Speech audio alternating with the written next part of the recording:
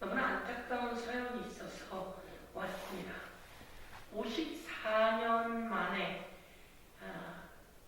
아들이 사망했습니다.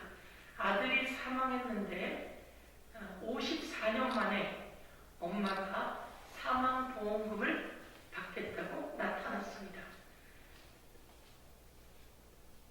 제가 구하라법을 만들었습니다. 구하라 양은 어린 시절 엄마가 오빠와 구하라 양을 놓고 떠났습니다.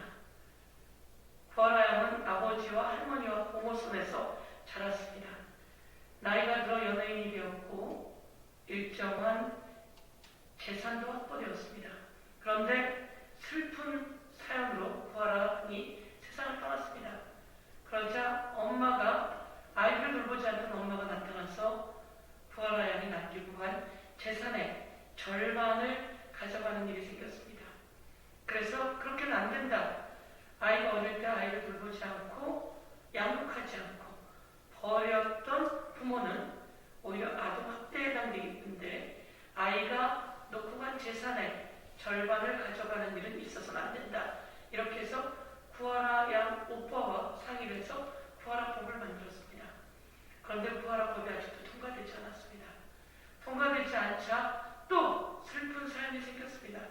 이번에는 한 청년이 세상을 떠났습니다. 이 청년이 3살이던 시절 엄마는 이 청년과 자녀들을 놓고 다른 곳으로 떠났습니다.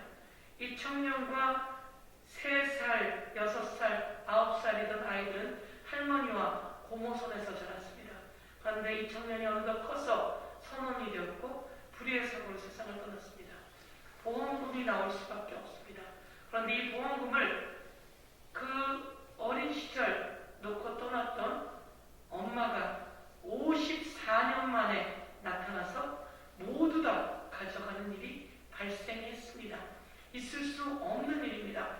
대한민국의 법은 왜 아직도 이런 현실을 그대로 두고 있는지 삼선의 국회의원 서영교가 이 법을 개정하기 위해서 민법을 개정하기 위해서 부단히도 애쓰고 있음에도 불구하고 법사위에서 이 법안은 통과되지 못하고 있으며 법무부는 오히려 구하라법이라고 입법 예고했으나 짝퉁 구하라법을 입법 예고하고 있는 상태입니다. 다시 한번 기자회견을 통해 촉구합니다.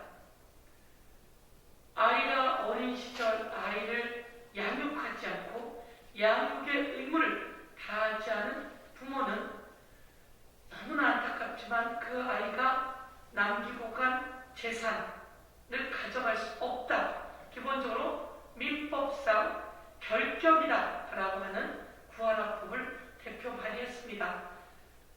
이제 더 이상 아이가 어린 시절 아이를 버리고 갔던 부모는 아이가 남기고 간 보험금, 또 그 아이가 일을 하면서 남기고 가던 연금, 그리고 남기고 간 재산 등을 한 푼도 가져갈 수 없도록 상속 자격 결격 제도가 도입되어야만 한다, 이렇게 말씀드리겠습니다.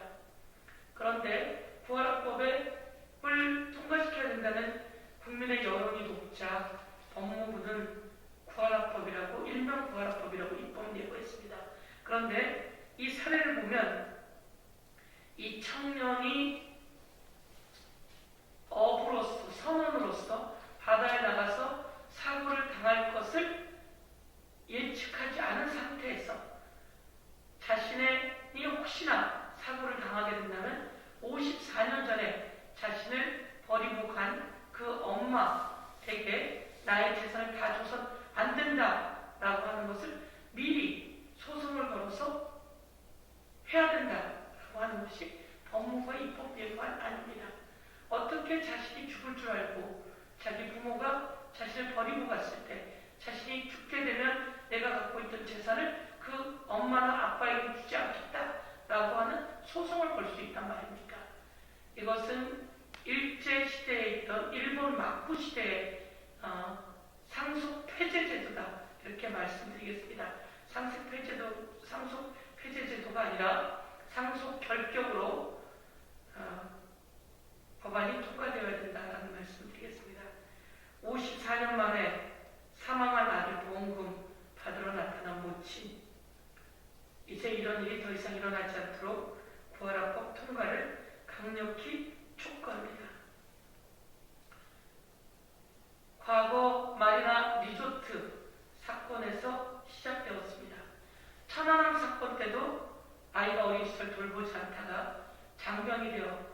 살아남은 불의의 사고를 당했을 때 그 군인이 남기고 간 군인 연금 등 반을 돌보지 않았던 부모가 가져가는 일이 있었습니다.